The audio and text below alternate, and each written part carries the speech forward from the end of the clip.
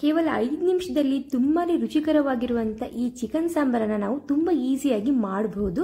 ಇದು ಅನ್ನಕ್ಕೆ, ಚಪಾತಿಗೆ, ರೊಟ್ಟಿಗೆ ಪ್ರತಿಯೊಂದಕ್ಕೂ ಕೂಡ ತುಂಬಾ ಒಳ್ಳೆ ಕಾಂಬಿನೇಷನ್.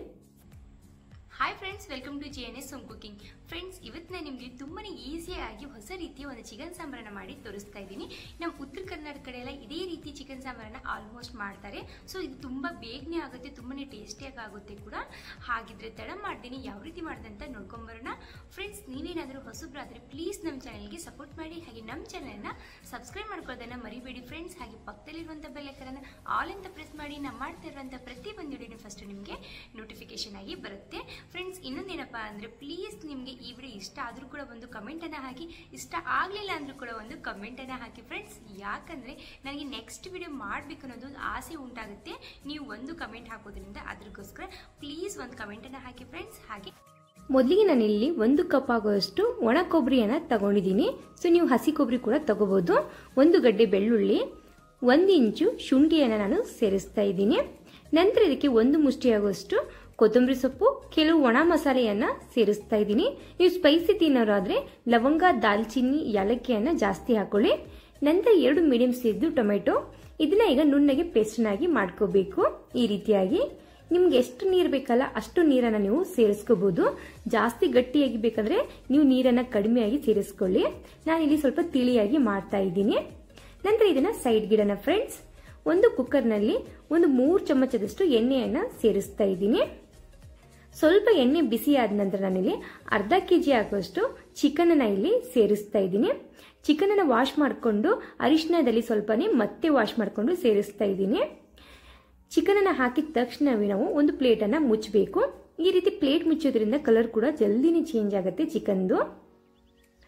ಚೆನ್ನಾಗಿ ಈಗ ನಾವು ಚಿಕನ್ ಅನ್ನ ಮಿಕ್ಸ್ ಮಾಡಿಕೊಂಡು ಇದಕ್ಕೆ ಇಲ್ಲಿ ರುಚಿಗೆ ತಕ್ಕಷ್ಟು ಉಪ್ಪು, ನಂತರ ಸ್ವಲ್ಪನೇ ಅರಿಶಿನವನ್ನ ಸೇರಿಸಬೇಕು. ಚಿಕನ್ ನಲ್ಲಿ ಉಪ್ಪು ಅರಿಶಿನ ಸೇರಿಸೋದ್ರಿಂದ ಚಿಕನ್ ನೀರು ಕೂಡ ಬಿಡುತ್ತೆ, ಹಾಗೆ ಬೇಗನೆ ಇದು ಕುಕ್ ಕೂಡ ಆಗುತ್ತೆ. ಚೆನ್ನಾಗಿ ಮಿಕ್ಸ್ ಮಾಡಿಕೊಂಡು ಲೈಟ್ ಆಗಿ ಇದರಲ್ಲಿ ಎಣ್ಣೆ ರಿಲೀಸ್ ಆಗೋವರೆಗೂ ಕುಕ್ ಮಾಡ್ಕೋಬೇಕು. ನೋಡ್ತಾ ಇರ್ಬೋದು ಸೈಡ್ಗೆಲ್ಲ ಲೈಟ್ ಆಗಿ ಎಣ್ಣೆ ರಿಲೀಸ್ ಆಗ್ತಾ ಇದೆ. ಈಗ ನಾವು ಇದಕ್ಕೆ ಮಸಾಲೆಯನ್ನ ಸೇರಿಸೋಣ.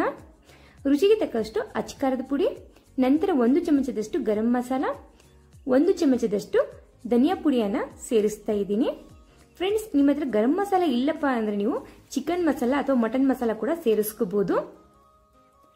ಈಗ ಎಲ್ಲವನ್ನ ಹಾಕ್ಬಿಟ್ಟು ಚೆನ್ನಾಗಿ ಇದನ್ನ ಮಿಕ್ಸ್ ಅನ್ನ ಮಾಡ್ಕೋಬೇಕು. ಫ್ರೆಂಡ್ಸ್, ಖಾರದ ಕ್ವಾಂಟಿಟಿಯನ್ನ ನೀವು ಜಾಸ್ತಿ ಕೂಡ ಮಾಡ್ಕೋಬಹುದು, ಕಮ್ಮಿ ಕೂಡ ಮಾಡ್ಕೋಬಹುದು. ನಾವಿಲ್ಲಿ ಖಾರ ಕಡಿಮೆ ತಿನ್ನೋದ್ರಿಂದ ಸ್ವಲ್ಪ ಕಡಿಮೆನೆ ಹಾಕ್ತಾ ಇದ್ದೀನಿ. 1-2 ನಿಮಿಷ ಇದನ್ನ ನಾವು ಕುಕ್ ಮಾಡಿಕೊಂಡು ನಂತರ ಇದಕ್ಕೆ ರುಬ್ಬಿಟ್ರು ಅಂತ ಮಸಾಲೆಯನ್ನ ಸೇರಿಸಬೇಕು. ಈಗ ನಾನಿಲ್ಲಿ ಹುಣಸೆ ಹಣ್ಣಿನ ನೀರನ್ನ ಸೇರಿಸ್ತಾ ಇದ್ದೀನಿ.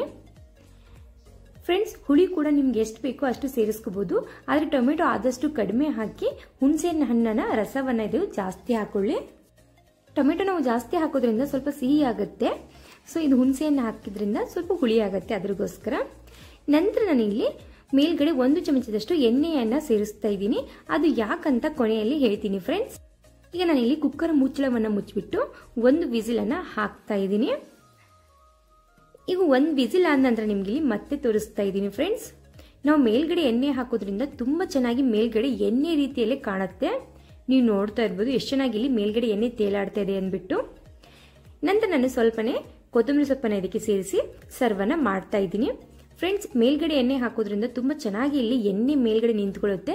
ನೋಡೋಕ್ಕೂ ಒಂಥರ ಚೆನ್ನಾಗಿ ಅನ್ಸುತ್ತೆ, ತಿನ್ನೋಕ್ಕೂ ಕೂಡ ತುಂಬಾ ಟೇಸ್ಟಿಯಾಗಿ ಅನ್ಸುತ್ತೆ.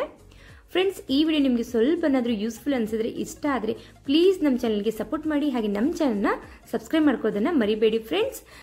ಈ ವಿಡಿಯೋ ನಿಮಗೆ ಇಷ್ಟ ಆದ್ರೂ ಕೂಡ ಒಂದು ಕಮೆಂಟ್ ಅನ್ನ ಹಾಕಿ, ಇಷ್ಟ ಆಗ್ಲಿಲ್ಲ ಅಂದ್ರೂ ಕೂಡ ಪ್ಲೀಸ್ ಒಂದು ಕಮೆಂಟ್ ಅನ್ನ ಹಾಕಿ ಫ್ರೆಂಡ್ಸ್. ಈ ವಿಡಿಯೋ ನೋಡೋದಕ್ಕೆ ಥ್ಯಾಂಕ್ ಯು ಸೋ ಮಚ್.